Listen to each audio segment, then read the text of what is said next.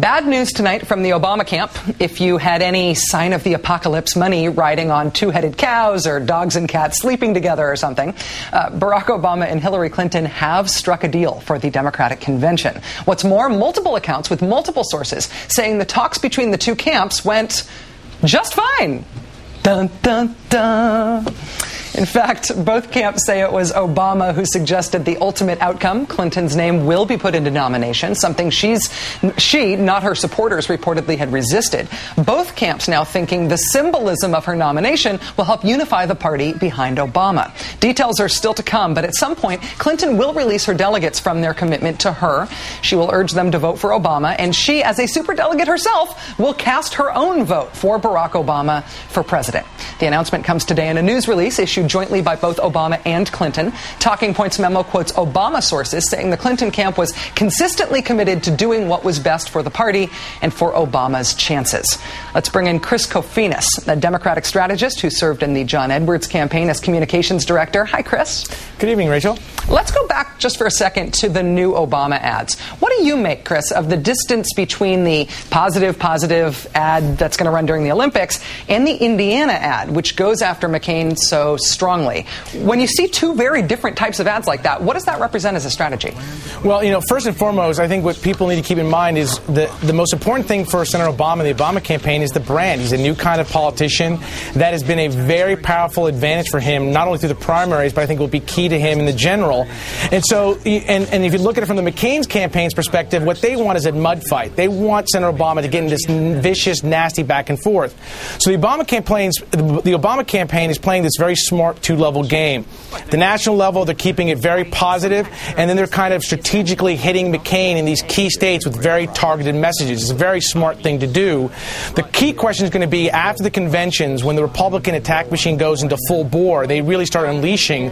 What does the Obama campaign do at the national level? That is going to be, I think, a key decision and a tough decision for them because you do not want to get in a mud fight. My opinion is that would be actually negative for Senator Obama, contrary to what some people say, which is hit back hard. You got to hit back, but you got to hit back hard and smart, not just hit back. Well, did we see the Obama campaign essentially try this out already? Did we not see something similar in the primaries from Obama, that the Obama campaign can get very granular, identifying where it needs specific messages, even while proceeding on a different tack at the national level? Yeah, we absolutely did. What's very fascinating to me, at least, is that these two campaigns have very different strategic philosophies. The McCain campaign is basically a broad stroke negative campaign. They're not going to be putting much resources into field, and they're going to basically try to bring Obama down. Whereas the Obama campaign is pursuing this kind of strategy of full spectrum dominance, if you will, where they're not only, I think, with these positive messages at the national level, but they're really targeting voters at the local level. They're putting enormous resources into a ground game. It really is a difference between 21st century political campaign tactics and 20th century campaign tactics, and I think it plays to the Obama campaign's advantage.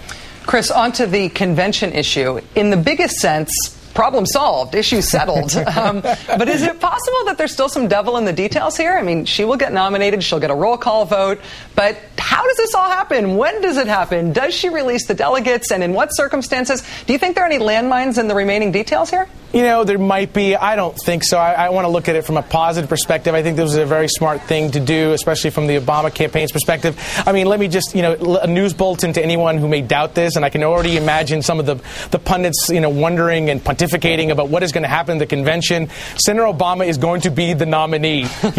There is not a doubt in our minds, and there shouldn't be. And so I think this is a very smart move for unity, and at the end of the day, that I think is what this is all about. It's about bringing the party together. It's a very bold move for the Obama campaign to do. It shows him not only, I think, as being magnanimous, but it shows him what he is, the leader of the party. And I think that was the right tactic and the right strategy. Well, Chris, I think you're right that at every turn it has seemed like we've been told the Obama-Clinton divide threatened to doom his chances. And I have been one of those doomsayers, I admit it.